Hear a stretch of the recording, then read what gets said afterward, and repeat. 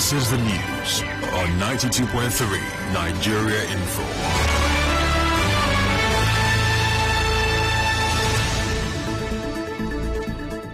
On the news this morning, Nnamdi Kanu's trial resumes today. 28 students of Bethel High School regain freedom, 87 still missing. Rivers State government to partner South Korea to stimulate economy. On the foreign scene, Tunisian Prime Minister sacked after violent COVID protest. I am Ifeami Andrew.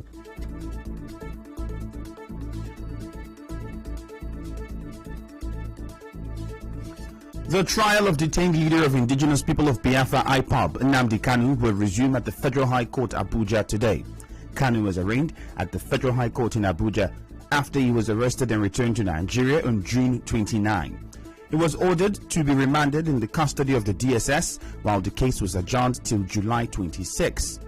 Kanu faces an 11-count charge of treason, treasonable felony, terrorism, and illegal possession of firearms. Meanwhile, IPOB members say they would shut down the FCT tomorrow in solidarity with Kanu. Recall that the Attorney General Abubakar Malami had in a statement warned that IPOB members shouldn't be seen at the court premises today.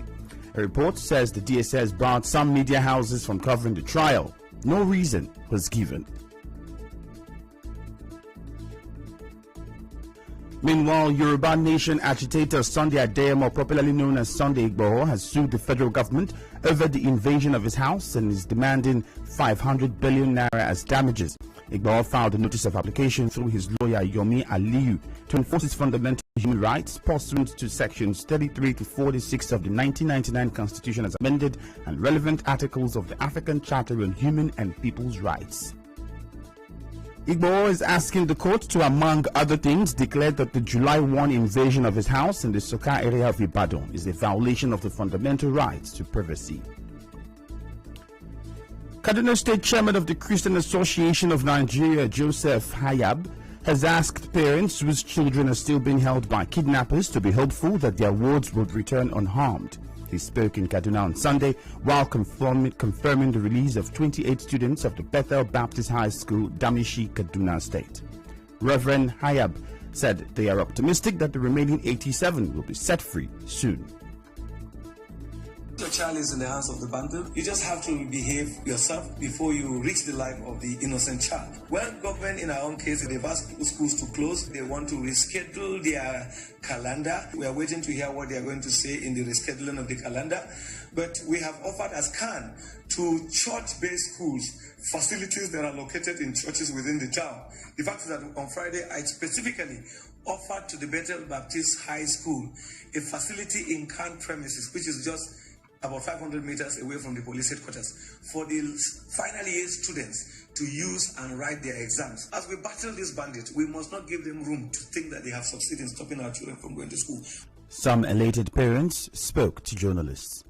Happy today is too much. Joy. And as he bring these children, these 28, he will bring the rest. Amen. That is unless we are not worshiping this God. Amen. I thank God I'm feeling fine. Nothing. Glory be to God that I see her. I'm praying the remaining one, they should come like that. In fact, I was very happy. Well, there wasn't any effort apart from prayers. That was the number one effort. There is no security. That's what I would say. I pray that God Almighty will touch the hearts of our leaders to remember the oaths that they took to take care of us as the citizen of the country. Recall that 121 students were kidnapped from their hostel on the 5th of this month. The abductors had earlier released 4 of the students. Kidnappers have abducted a man who was sent to deliver a ransom payment to secure the release of dozens of abducted school children. The 136 students were taken from an Islamic school in Tegina, Niger State in late May. Head teacher Malam Abubakar Al-Hassan told the BBC that 6 people were sent with the agreed 30 million naira to meet the kidnappers near the forest where the children were being held. When they arrived, the gunmen demanded that one of them, an elderly man, follow them into the forest so that the cash could be counted. But they later called to say the money was not enough. Mr. Al-Hassan told the BBC that parents are now resigned to their fate. Ransoms are frequently paid to release abductees, but this is a rare case where the person carrying the cash has been taken. The members of the National Leadership of Maritime Workers of Nigeria who were kidnapped last week have been released. Recall that they were kidnapped on the Kula Abunima waterway on Monday morning on their way to Port Harcourt for a meeting. The union said they were released on Saturday night. It is, however, not clear if any ransom was paid.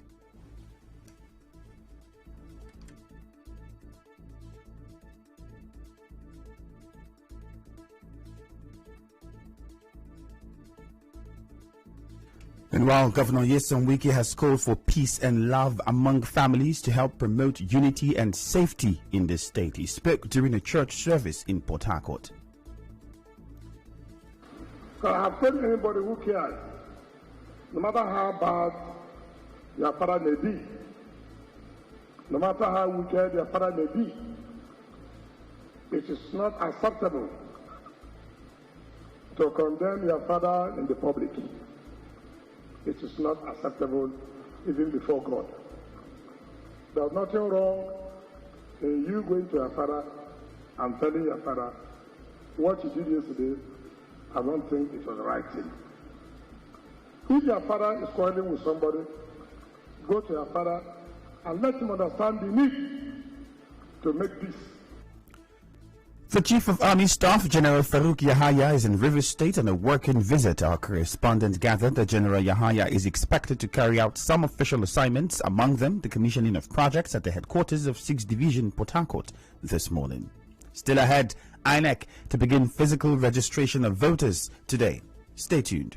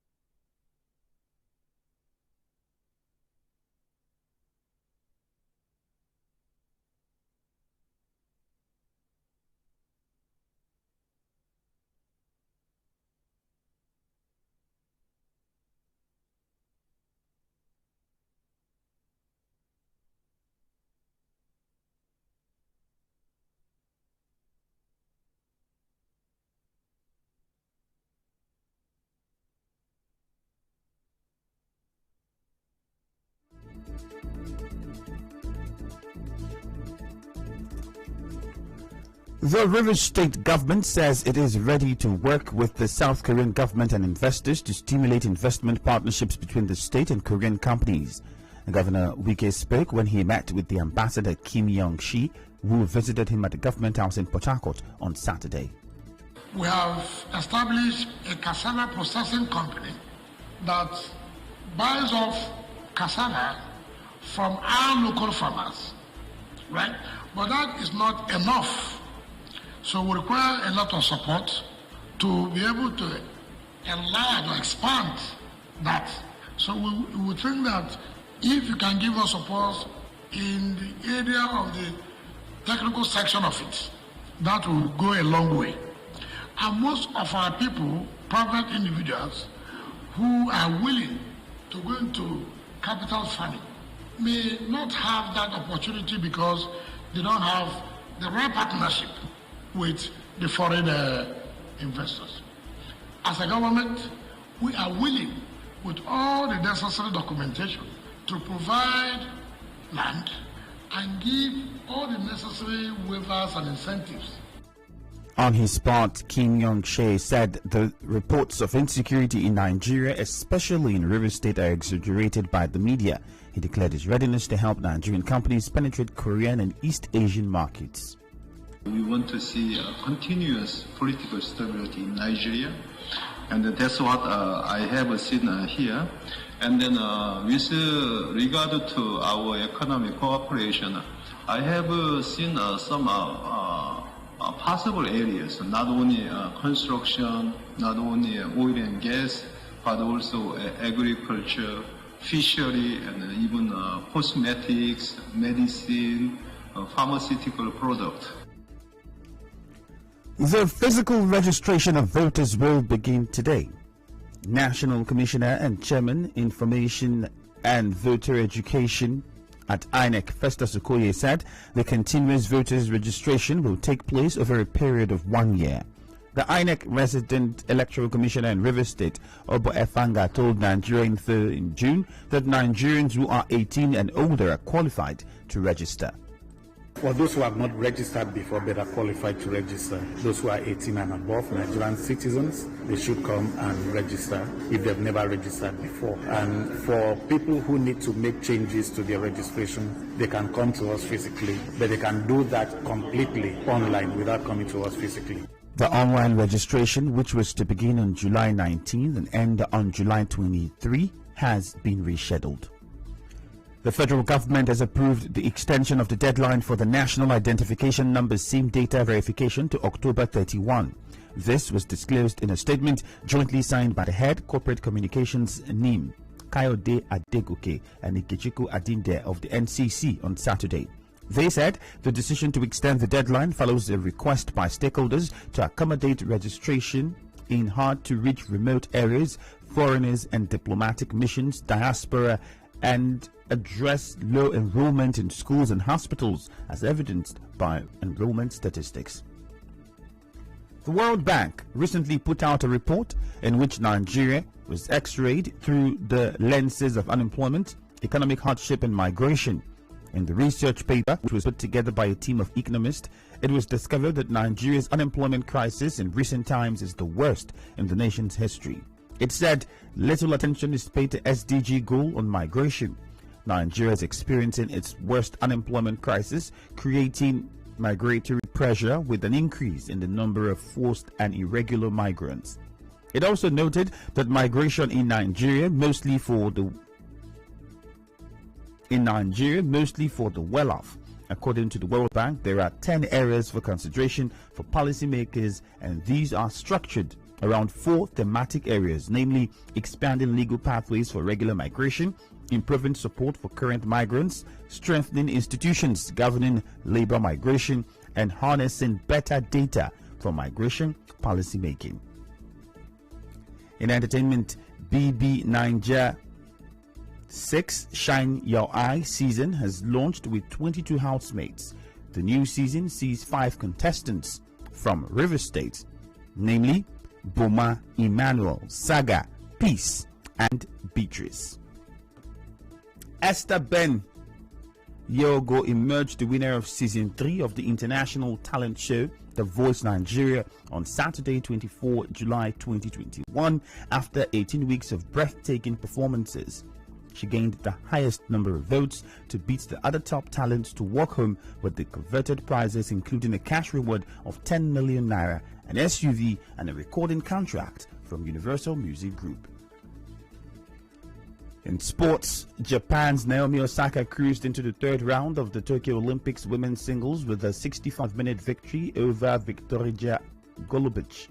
Osaka, the favorite for the gold medal following Ashley Barty's first-round exit, beat the Swiss 6-3, 6-2. She will face either Maketa Vondrosova or Mihala Buzanescu for a place in the quarterfinals. And now, we'll bring you news from around the world. Tunisia's president has sacked the prime minister and suspended parliament after violent protests broke out across the country. Thousands of protesters, angry at the government's mishandling of COVID-19, had flooded the streets and clashed with police on Sunday.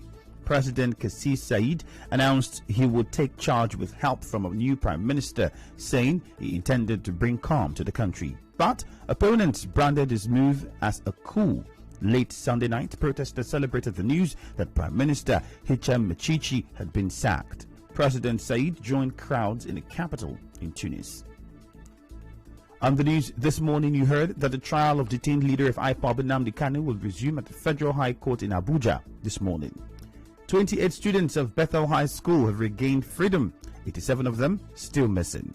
The Rivers State government said it will partner with South Korea to stimulate the state's economy. The Chief of Army Staff, General Farouk Yahaya, is in Rivers State on a working visit. On the foreign scene, you heard that Tunisia's president has sacked the prime minister and suspended parliament after violent protests broke out across the country over the mishandling of the COVID-19. The news was edited by Enoho Ogbevire. Contact our newsroom on 0818-900-0017. Cloudy weather expected in Port Harcourt this morning. My name is Ifeemi Andrew. Good morning, thank you for your time, and bye-bye for now.